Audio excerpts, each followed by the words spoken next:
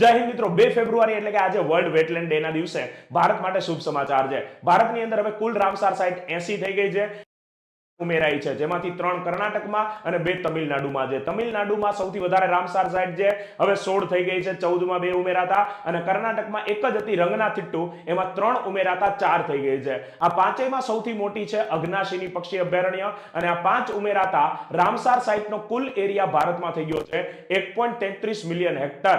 બીજી મહત્વની વાત કે આજે રામસાર સંમેલનના મહાસચિવ મુસોન્ડા મુંબા પણ આપણા ભારતમાં ઉપસ્થિત છે અને ઇન્દોરની રામસાર સાઇટ સિરપુર તળાવની મુલાકાત લેવાના છે. એમના જ હસ્તે આ પાંચેય સાઇટનું સર્ટિફિકેટ મળ્યું છે. આપણા ભૂપેન્દ્ર યાદવે સ્વીકાર્યું છે, પર્યાવરણ વન અને આબોહવા પરિવર્તન મંત્રી. અને આ દિવસની વાત કરીએ તો આજના દિવસની થીમ છે 2024ની wetland and humans well being. તો દેશ દુનિયાની અને રોજબરોજની આવી માહિતી મેળવતા રહેવા માટે સબસ્ક્રાઇબ કરી દો આપણી અધિકારી ચેનલ. જય હિન્દ.